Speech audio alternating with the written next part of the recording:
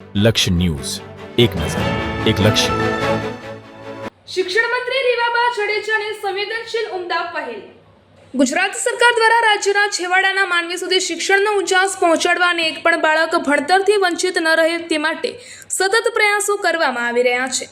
આ જ દિશામાં માનવીય સંવેદના અને બાળકોના શિક્ષણ માટેનું પ્રતિબદ્ધતાનું ઉત્કૃષ્ટ ઉદાહરણ પૂરું પાડતા રાજ્યના પ્રાથમિક, માધ્યમિક અને પ્રૌઢ શિક્ષણ મંત્રી શ્રીમતી રીવાબા જાડેજાએ આજે તેમની સુરેન્દ્રનગર જિલ્લાની મુલાકાત દરમિયાન એક ડ્રોપ આઉટ દીકરીના ઘર સુધી રૂબરૂ મુલાકાત લઈને પુનઃ વિદ્યા પ્રાપ્તિના માર્ગે લાવી એક પ્રશંસનીય ઉદાહરણ પૂરું પાડ્યું છે. સુરેન્દ્રનગરના દાળમેલ રોડ શક્તિ માતા મંદિર પાસે રહેતા મુકેશસિંહ જાડેજાના દીકરી દિવ્યાનીબાએ કોઈ કારણોસર અભ્યાસ છોડી દીધો હોવાની મંત્રીશ્રીને જાણ થઈ હતી. શિક્ષણ મંત્રી પ્રોટોકોલની પરવા કર્યા વિના જ સીધા જ દીકરીના નિવાસસ્થાને રૂબરૂ મુલાકાત માટે પહોંચ્યા હતા. રાજ્ય સરકારના મહત્વાકાંક્ષી બેક ટુ સ્કૂલ અભિયાન અંતર્ગત મંત્રીશ્રીએ દીકરી દિવ્યાનીબાની બાજુમાં બેસીને અત્યંત આત્મીયતા અને સ્નેહપૂર્વક સંવાદ સાધ્યો હતો. દીકરી પાસે કયા સંજોગોમાં તેણે અભ્યાસ છોડવો પડ્યો હતો તેની વિગતો જાણી મંત્રીશ્રીએ તેના પરિવારને દીકરીના ઉજ્જવળ ભવિષ્ય માટે શિક્ષણનું મહત્વ સમજાવ્યું હતું.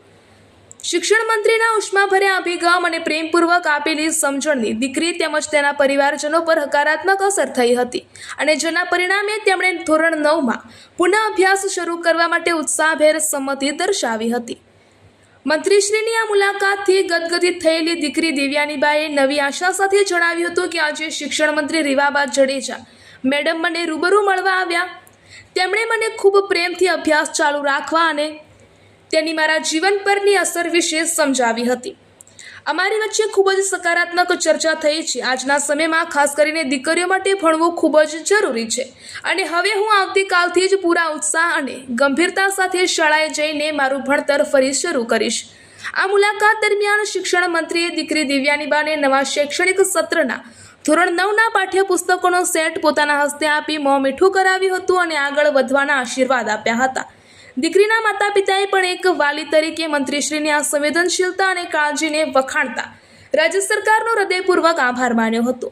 આ મુલાકાત સંદર્ભે શિક્ષણ મંત્રી શ્રીમતી રીવાબા જાડેજાએ જણાવ્યું હતું કે દીકરીઓનું શિક્ષણ એ સક્ષમ અને પ્રગતિશીલ સમાજના નિર્માણ માટે અનિવાર્ય છે. આ દીકરીએ શાળામાં પુનઃ પ્રવેશ આપીને તેના આગળના હાઈસ્કૂલ અને કોલેજ સુધીના અભ્યાસની તમામ જવાબદારી સરકાર સુનિશ્ચિત કરશે. સરકાર દરેક ડ્રોપ આઉટ બાળકને ખાસ કરીને દીકરીઓને શોધીને તેમને ફરી શાળા પ્રવેશ કરાવવા માટે સંપૂર્ણ કટિબદ્ધ છે.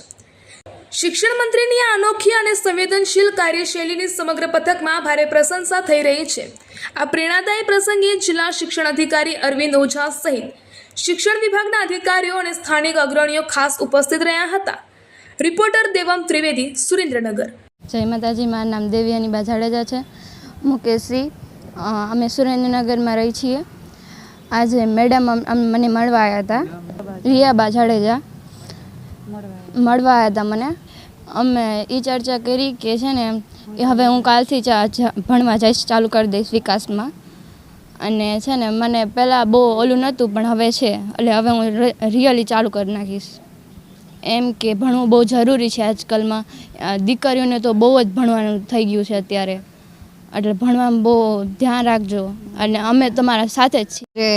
વઢવાણ ખાતે એક સામાજિક કાર્યક્રમમાં ઉપસ્થિત રહેવાની તક મળી, ત્યારે એ દરમિયાન જાણવા મળ્યું કે જે જિલ્લામાં જઈએ ત્યાં આસપાસ શિક્ષણની શું વ્યવસ્થા છે એનું પણ ક્યાંક નિરીક્ષણ થતું હોય. તેના ભાગરૂપે હમણાં જ આપણે ટૂંક સમય પહેલાં શાળા પ્રવેશોત્સવ અને કન્યા કેળવણીના માધ્યમથી બાળકો અને દીકરીઓને જ્યારે પ્રવેશ અપાવ્યો નવા શૈક્ષણિક સત્રમાં, ત્યારે એવી જ રીતના એક બાબત ધ્યાનમાં આવી કે આ જ વિસ્તારના એક દીકરીબા છે કે જેમણે 8મા ધોરણ પછી 9માં એનરોલમેન્ટ નથી લીધેલું.